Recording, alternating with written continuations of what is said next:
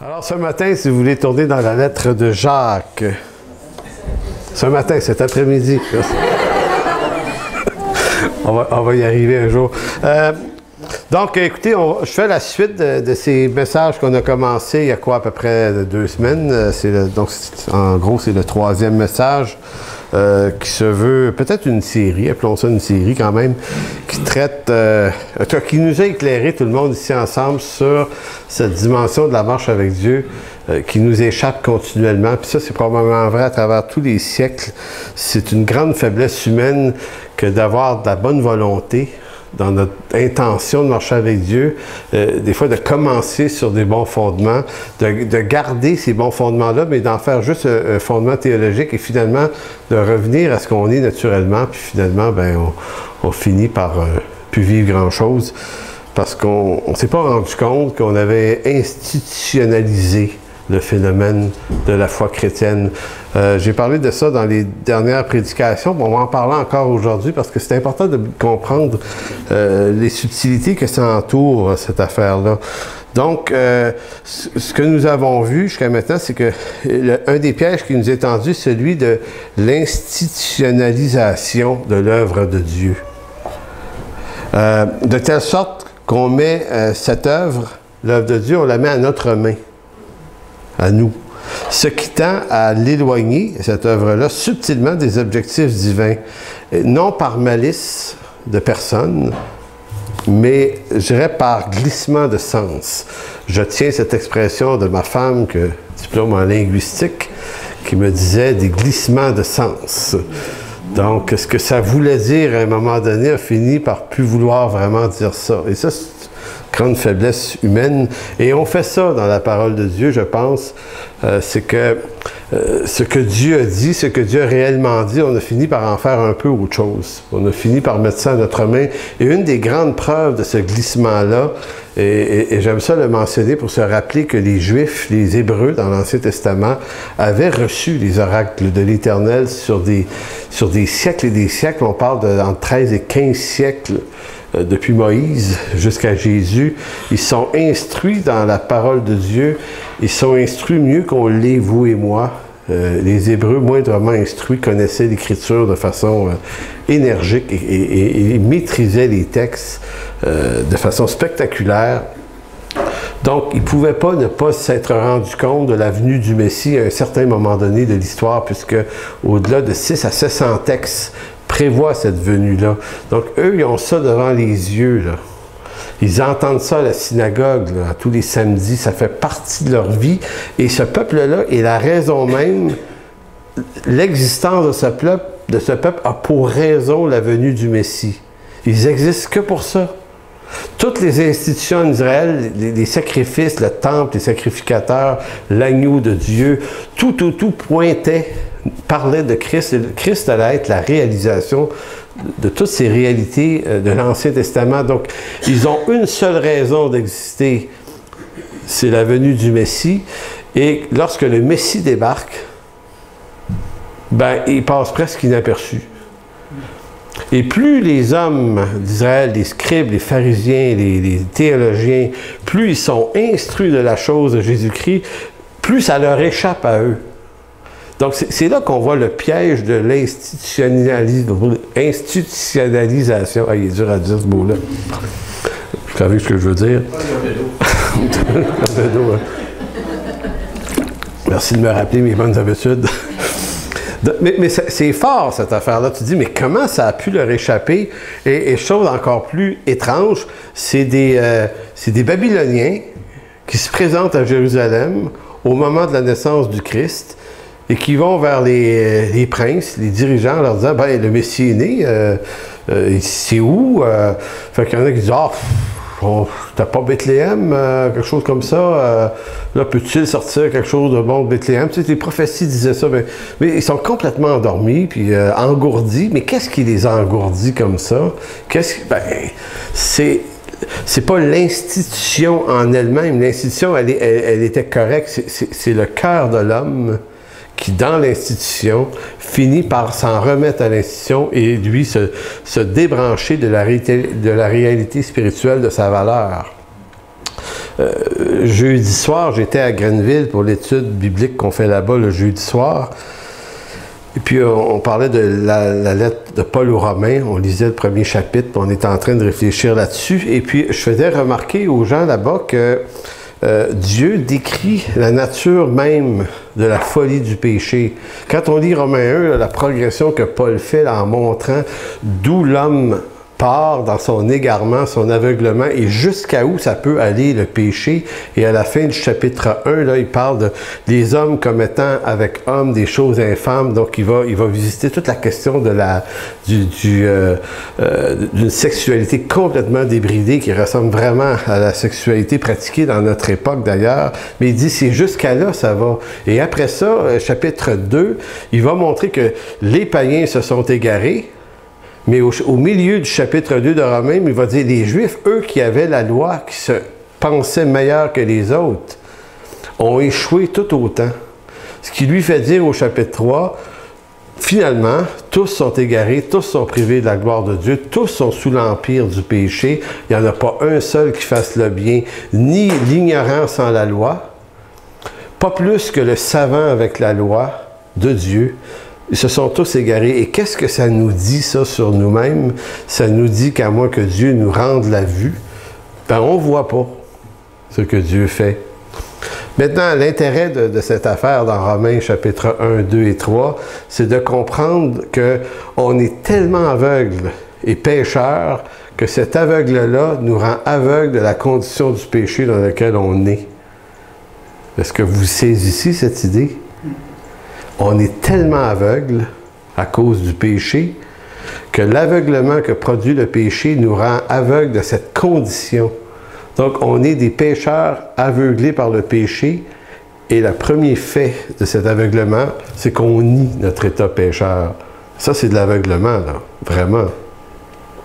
C'est pour ça que dans la lettre aux Romains, Paul prend le temps d'exprimer aux gens, aux chrétiens de Rome, ce qu'est le péché. C'est comme s'il leur disait, c'est même pas à vous de dire ce qu'est le péché. C'est Dieu qui devra nous dire qu'est-ce que lui entend par péché de l'homme, par égarement humain. Donc, notre relation avec Dieu, elle doit toujours s'établir sur une écoute de ce que Dieu dit, d'abord et premièrement, de la chose. Nos opinions sur ce qu'est le péché n'ont aucune espèce d'intérêt. Vous avez des théologiens qui vont tenter de redéfinir les limites du péché en essayant, on voit ça en ce moment, l'homosexualité finalement, c'est juste une autre forme d'amour, ils s'aiment finalement, puisqu'ils s'aiment, s'ils décident d'être fidèles, ben ils s'aiment. Comprenez-vous, on tasse les lignes, on tasse les limites, on tasse les bornes, et ça c'est un blasphème. Ce n'est pas à vous et moi de déterminer ce qu'est le péché ou ce que n'est pas le péché. Cette affaire appartient à Dieu. Puisqu'il nous sauve de ce péché, c'est à lui de nous dire de quoi il nous sauve exactement. Et ça, c'est intéressant. Donc, j'avais comme titre, ça c'est ma phobie, pas ma phobie, mais mon obsession de trouver des titres absolument accrocheur, et puis je ne sais pas si celui-là est accrocheur ou décrocheur, vous me le direz. Ça s'appelle, mettons, le piège de l'embourgeoisement institutionnel. Aussi bien rire. Donc, ça va comme ceci. Si l'œuvre de Dieu par sa parole,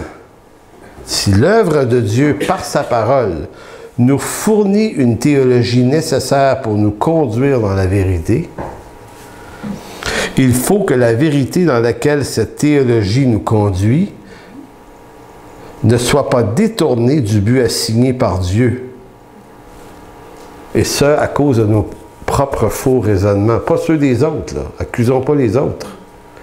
On est tous capables de produire nos propres faux raisonnements pour s'égarer.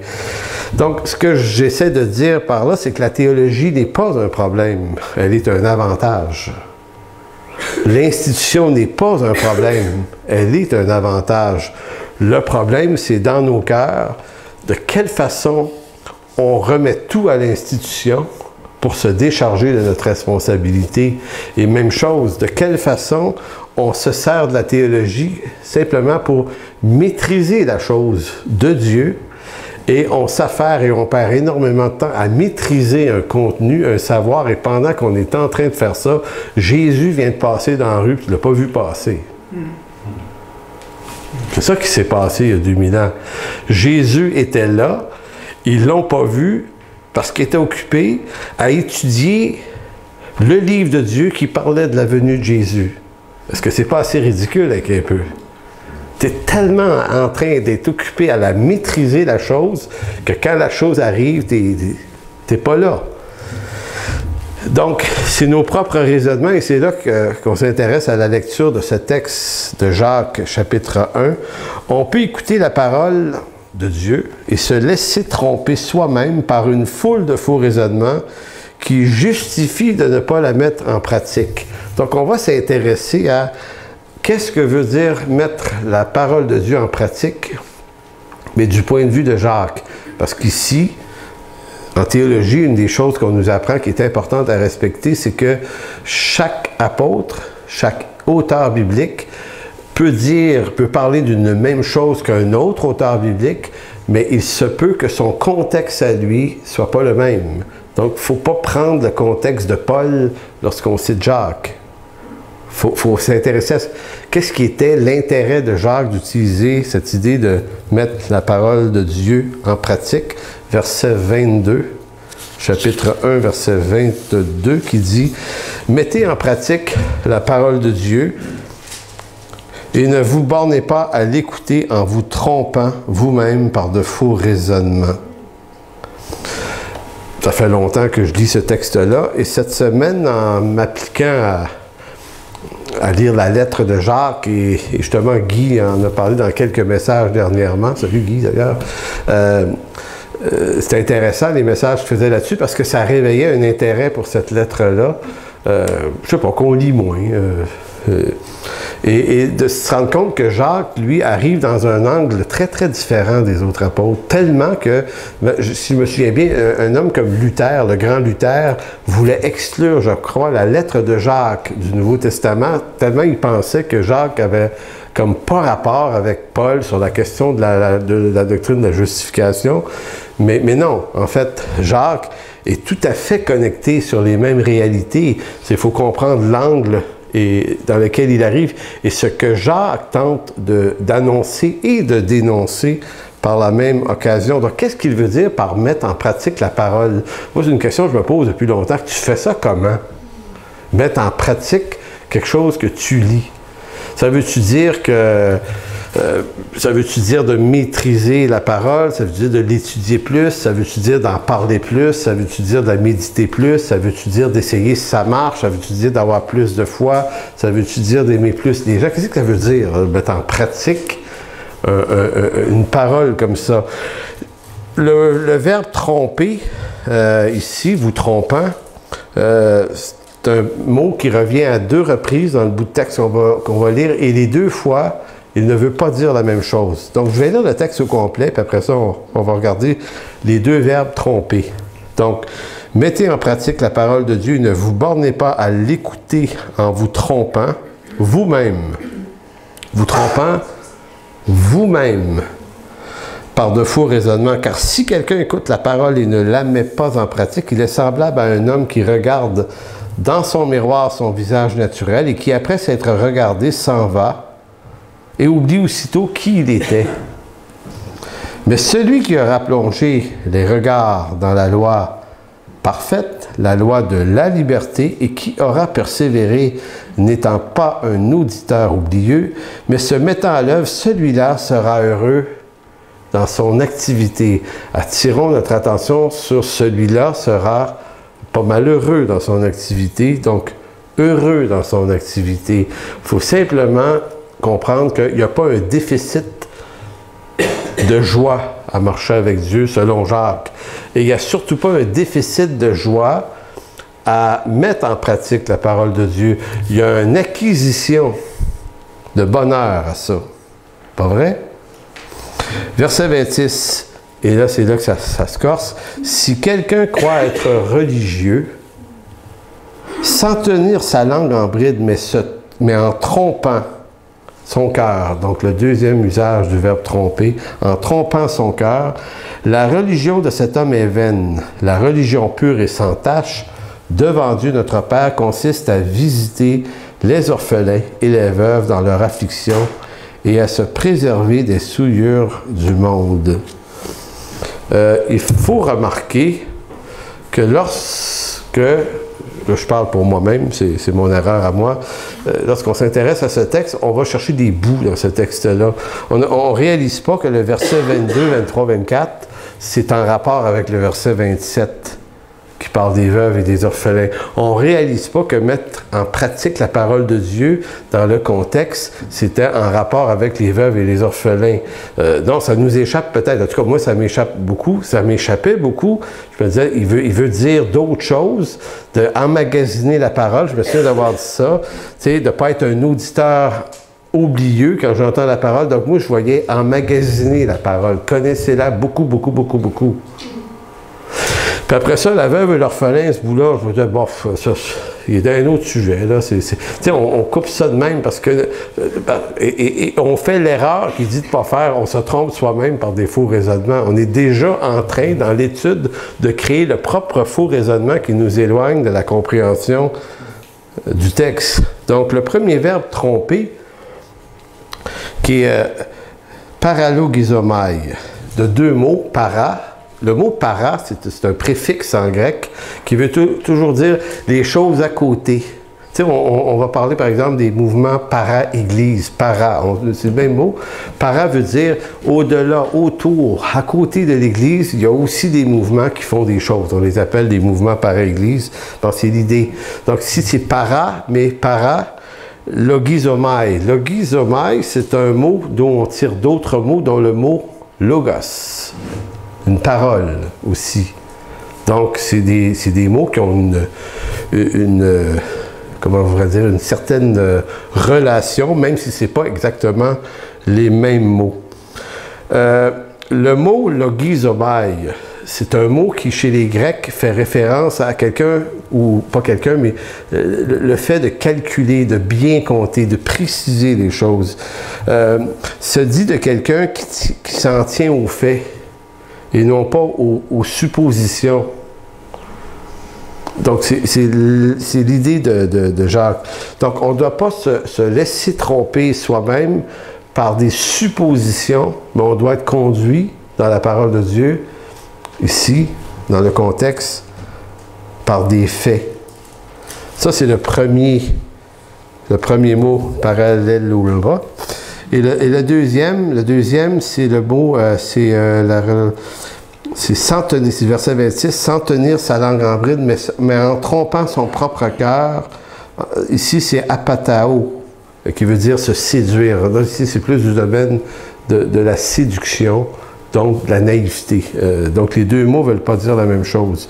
L'autre mot sur lequel j'attire votre attention, c'est le mot religieux, qui revient à 2 ou 3 reprises dans le texte, et je le fais ressortir parce que chez nous, les évangéliques, on a du mot religieux une certaine... Comment? Appréhension. Oui, c'est ça, appréhension. C'est pour nous le mot religieux, c'est un mot qu'on n'aime pas. On dirait que les religieux, c'est pas bon être religieux. Les religieux, c'est les catholiques, les religieux. Bon, alors que ici, l'usage du mot treskos veut dire avoir la crainte de l'Éternel. C'est un mot qui se rapproche de l'idée de quelqu'un qui adore, qui aime Dieu. Donc, le mot a tout à fait sa place. Donc, c'est pour ça que Jacques va dire, si quelqu'un croit être un craignant Dieu, ça aurait pu être dit comme ça. Ça n'aurait pas été la traduction exacte, là, mais ça aurait été... C'est ça le sens du mot ici. Donc, si quelqu'un croit être un adorateur, une personne qui craint Dieu, sans tenir sa langue en bride, mais en trompant son cœur, la religion de cet homme, donc l'adoration de cet homme, est vaine. Et ici, l'usage de l'idée de tenir sa langue en bride, c'est pas ici juste dans le sens de quelqu'un qui ferait du commérage. On aurait pu le comprendre comme ça, mais c'est pas tout à fait l'idée. Restons dans le contexte du texte. C'est quelqu'un qui, par sa langue, se dit à lui-même des choses qui le trompent. Donc c'est plus en rapport avec la personne elle-même que l'idée est dite. Donc tout ça conclut dans le texte de l'apôtre Jacques, l'apôtre, en fait, c'est pas un apôtre, lui, c'est Jacques, sur l'idée que la religion, donc la crainte, celui qui entretient dans son cœur une crainte réelle de Dieu, une adoration réelle pour Dieu, le verset 27 va dire « La religion pure et sans tache devant Dieu notre Père consiste à visiter les orphelins et les veuves dans leur affliction. » Et à ne pas se laisser corrompre par les souillures du monde.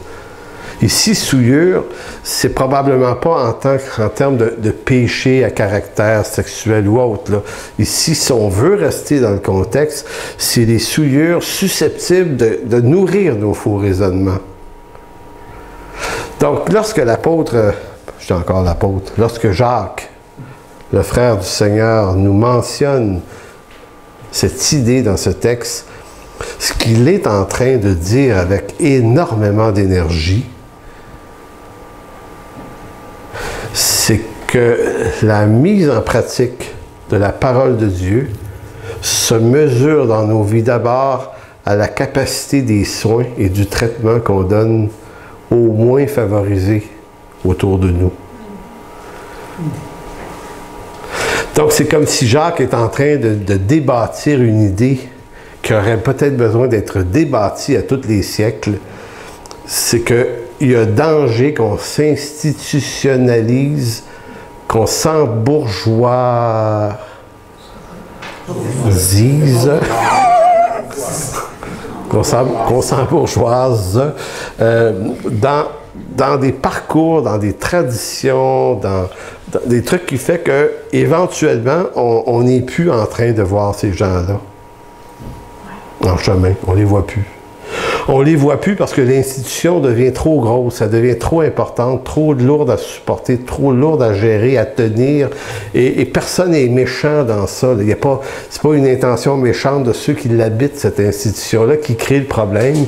C'est le cœur qui produit lui-même ses propres contaminants, qui te justifie d'être tellement en train de régner sur quelque chose que finalement les pauvres, les veuves et l'orphelin, et élargissons l'idée, veuves et orphelins sont une image pour parler de toute personne qui est dans une détresse sociale quelconque.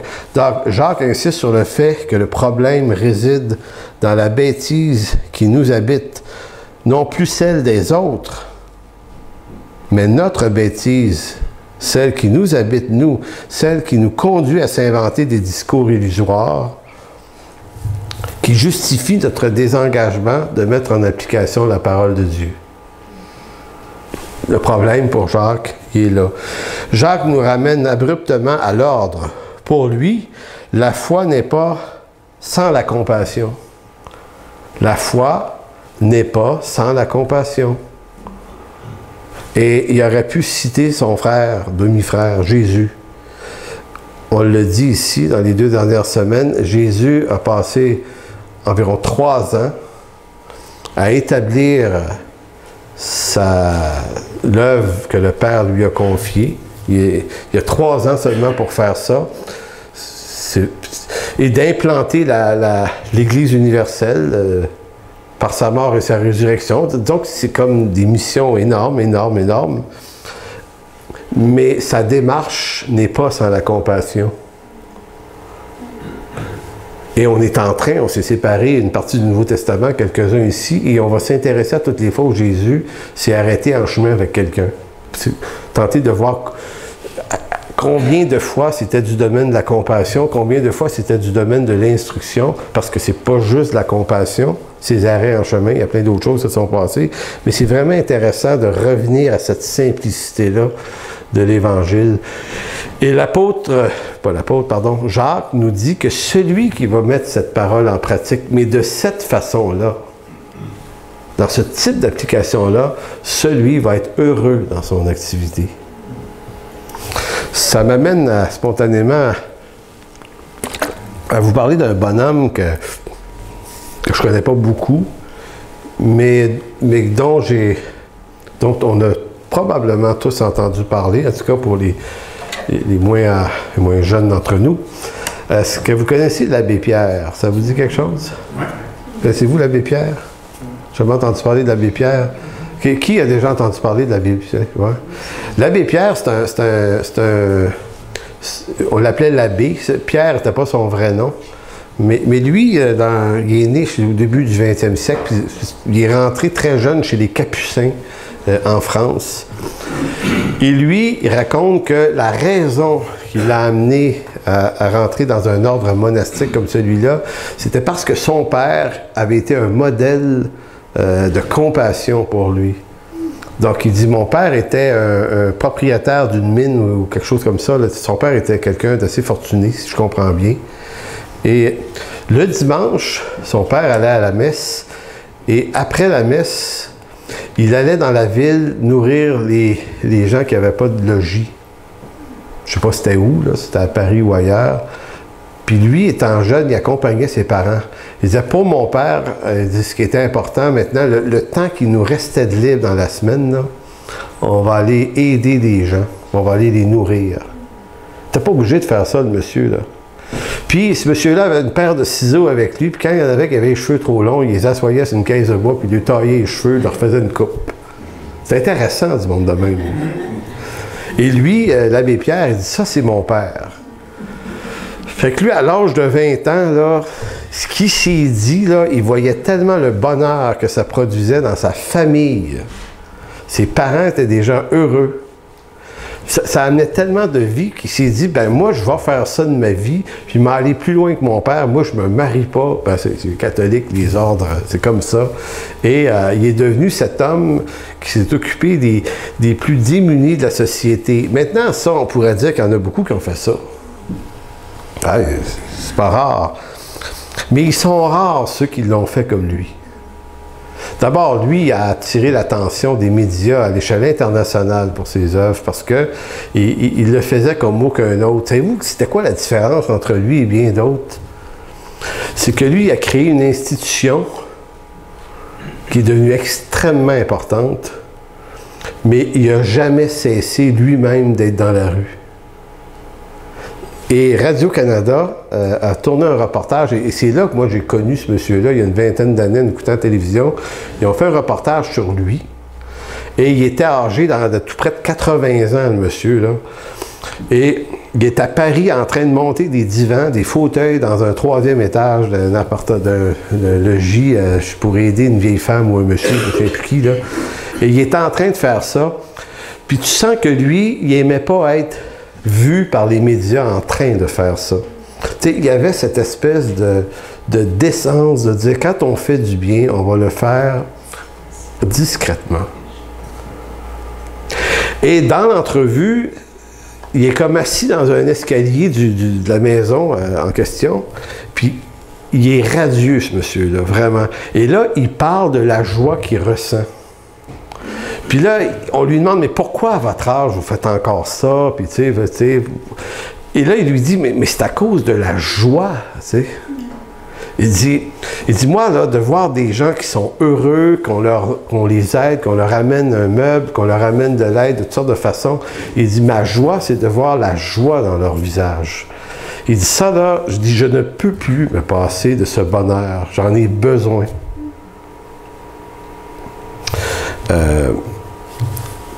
Quand on pense à un homme comme ça, et je sais malheureusement le mépris que certains évangéliques ont envers les catholiques, on devrait avoir honte des fois de juger ces gens-là si facilement, alors que je trouve que certains d'entre eux ont beaucoup à nous apprendre quant à la discrétion qui serait nécessaire dans notre service à Dieu. On voit beaucoup dans nos milieux évangéliques une recherche du rayonnement au premier degré.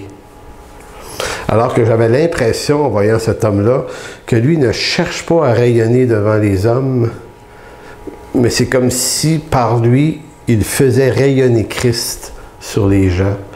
On dirait que le niveau d'authenticité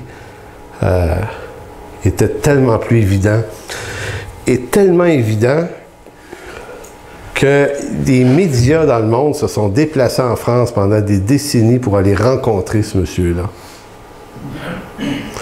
Il n'a jamais cogné à la porte d'aucun média pour dire faites de la pub, faites ci, faites ça. Il n'y avait pas besoin de ça. L'authenticité de l'œuvre de cet homme-là créait un magnétisme. En d'autres mots, quand tu vois des gens vraiment authentiques, même les incroyants veulent te rencontrer. Ils veulent comprendre ce que tu es en train de vivre.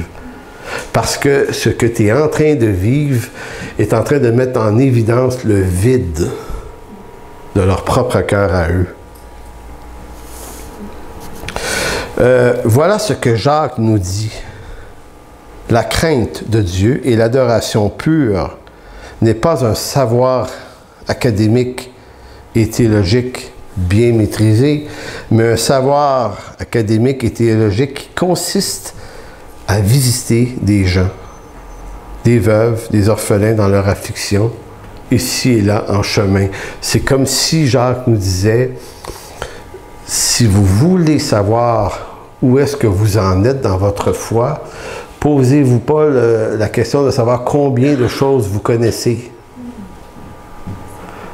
Mais de quelle façon ce savoir s'est traduit dans une mise en pratique qui, elle, déborde sur les gens en besoin. Donc, autrement dit, la mesure la plus précise qui permet de voir où j'en suis vraiment avec Dieu n'est pas toutes ces bonnes choses que je fais pour Dieu en vue de gagner sa faveur à lui, ou pire encore, d'être remarqué des hommes, mais plutôt comment je traite les plus faibles de mon entourage.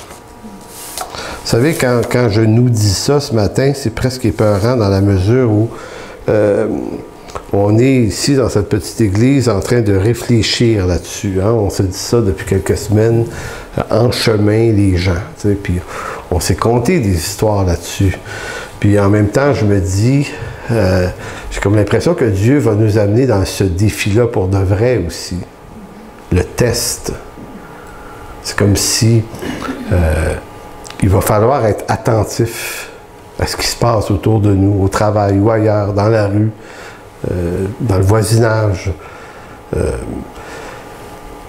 Qui sont ces personnes qui auraient pu avoir besoin de nous et qu'on aura remarqué ou pas remarqué, encore une fois? Et à la limite, qui va venir nous visiter dans cette église? Toutes sortes de gens peut-être dans les prochains mois, prochaines années. Et quel va être notre regard sur eux? Parce que si on reste en Adam, des chrétiens, mais adamiques, notre regard sur les gens va toujours rester au niveau du jugement de ce qu'on perçoit qu'ils sont. Et souvent, dans une église, on accueille des gens qui ont tout scrappé. Et c'est de leur faute. Ils ont fait le vide autour d'eux, mauvaise relation, ils n'ont pas su entretenir des rapports de qualité. On les connaît. Peut-être qu'on les a connus il y a 20 ans, puis on ne les a pas vus depuis ce temps-là. Ils reviennent complètement débâtis, et ça serait tellement facile de dire, tu sais, on te l'avait dit, hein?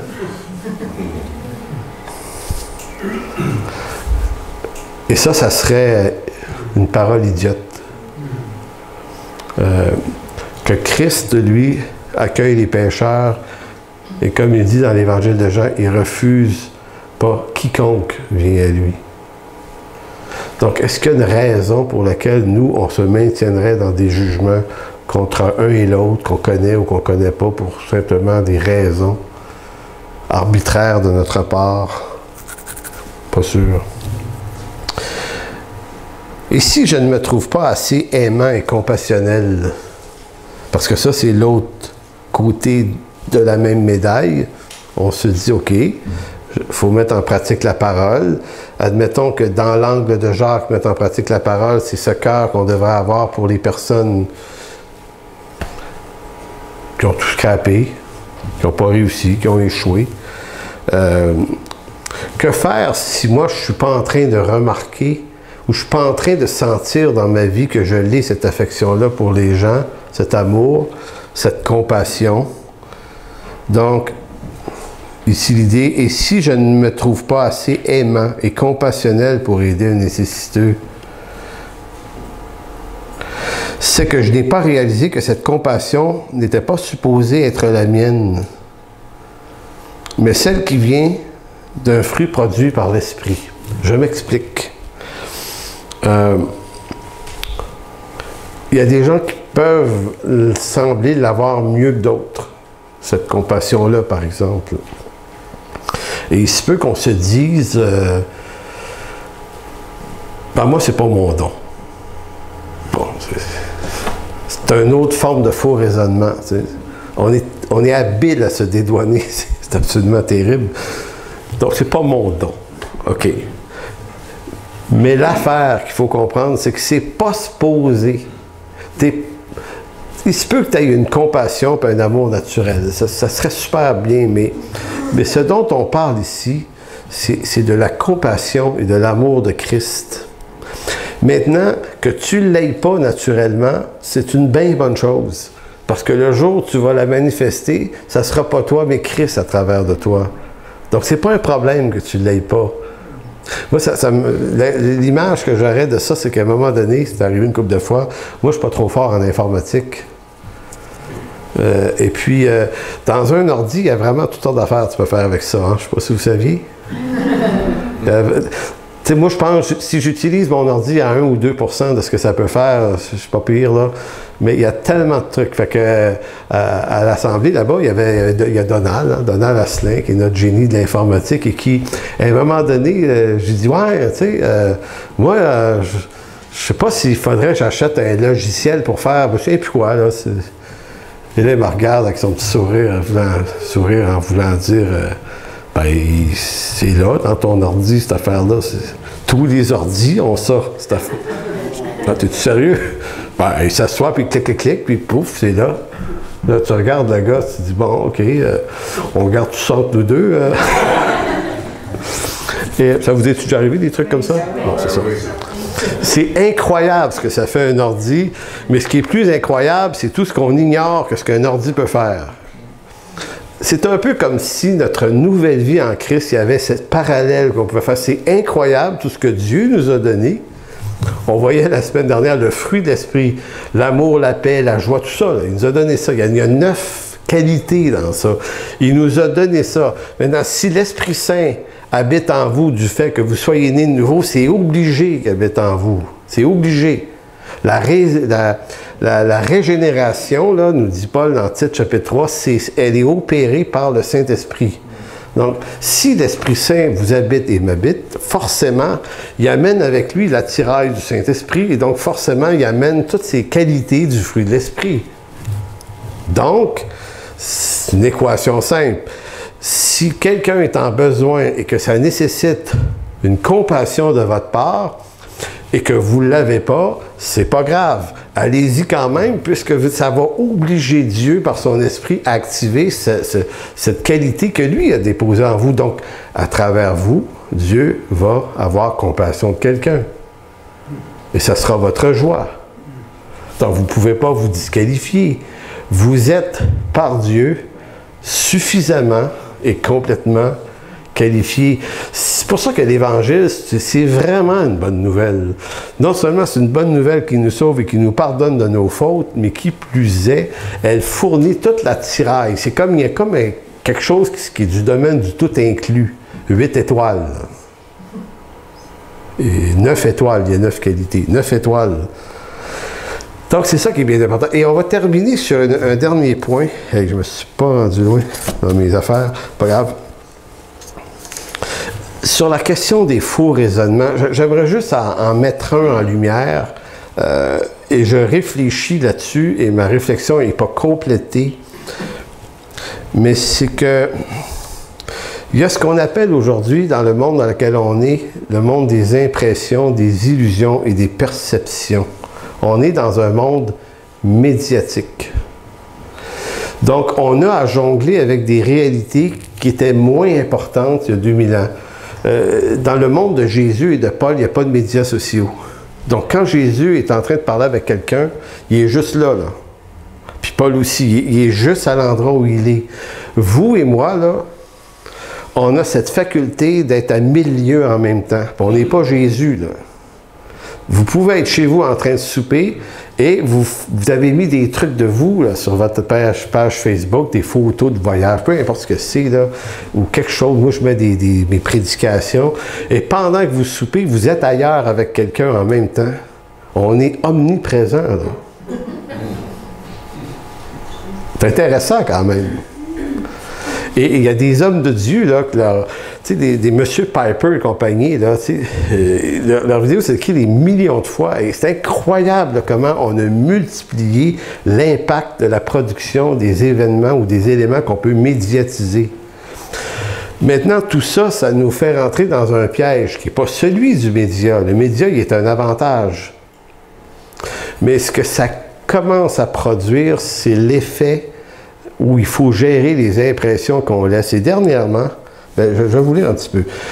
Voilà bien d'inconscientes stratégies que notre chair aime utiliser. Celles qui consistent à créer des impressions qui nous sont favorables, évidemment, en vue d'éviter les mauvaises impressions que nous pourrions laisser voir de nous. Donc ça nous oblige à s'inventer un personnage. Ben oui, parce que là, je ne maîtrise pas seulement celui qui est là avec une personne ici, là. Je suis obligé en même temps de gérer ce que j'ai mis, puis de dire, OK, qu'est-ce que j'ai dit, moi, dans cette affaire-là, qui pourrait... On est dans ce monde-là. Donc, dernièrement, quelqu'un m'a dit, et ça m'a fait réfléchir, il m'a dit, surveille ce que tu fais, car ce que les gens remarquent le plus, ce n'est pas nécessairement ce qui est vrai, mais ce sont les impressions et les perceptions que les gens auront de toi et de ce que tu as l'air. Et quand j'ai entendu ça, je me suis dit, très sage comme idée. Mais avec un bémol, je me dis, il me semble qu'il y a quelque chose qui ne marche pas dans ça. C'est comme si on disait, ce que tu as l'air et les impressions deviennent plus vraies que ce que tu es vraiment. Donc, il faut que tu gères les impressions, les perceptions qu'ont les gens. Fait que sur le coup, tu dis, OK, je comprends que dans une certaine mesure, on doit faire attention que les gens ne pensent pas autre chose que ce qu'on est vraiment. Mais est-ce que ça veut dire qu'on doit jouer continuellement dans les perceptions puis les images? Puisque pour ceux qui te regardent, ce sont les impressions qui semblent la vérité, il faut que tu gères ta vie en fonction des impressions et des perceptions si tu veux garder une bonne réputation. Ça, c'est ce que quelqu'un m'a vraiment dit, à peu près dans ces mots-là. Ce qui est une subtile manière de dire qu'il faut se construire un personnage médiatique qui trompe les gens sur ce que je suis vraiment. Si cela est vrai, si ça c'est vrai, c'est que je crois qu'il est plus important de plaire aux gens qui me regardent publiquement que de plaire au Seigneur qui me connaît intimement. Or, à qui devrais-je un jour rendre des comptes? Donc, je ne suis pas en train de dire que les perceptions et les impressions, on ne doit pas être sensible à ça, on doit l'être. Mais jusqu'à quel point on n'est pas appelé à développer le réflexe des politiciens? Tu sais, certains s'engagent des maisons de...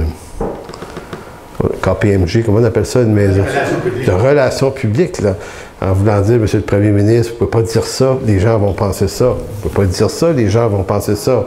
Donc, dites plutôt ceci pour que les gens pensent plutôt cela. Et c'est comme ces gens-là passent leur vie à surfer sur des impressions tout le temps. Ce qui fait en sorte que la vérité est comme un peu gâchée dans ça. Je comprends que des gens qui n'ont aucune espérance et qui ne rendront compte devant personne de leur point de vue, puissent ne pas se donner le choix de gérer leur vie comme ça. Mais si nous, on est appelés à ne pas marcher et répondre à nos propres faux raisonnements, de ne pas se tromper nous-mêmes par des faux raisonnements, comme Jacques dit, mais de marcher dans la vérité et de faire une application concrète de l'Écriture, de la parole, de la mettre en pratique, il va falloir ne pas avoir peur des impressions que ça peut laisser, des perceptions que ça donne. Il va falloir qu'on apprenne à voir ça comme étant beaucoup moins important que l'intérêt de l'œuvre à laquelle Dieu nous appelle qui peut nous amener une fichue mauvaise réputation. Et ça ne sera pas grave. Parce qu'au bout de la course, c'est devant Dieu que tout genou fléchira. Ce n'est pas devant les gens qui nous jugent, mais devant Christ seul, un jour, on pliera les genoux. Amen. Gentil. Oui. Alors, Seigneur,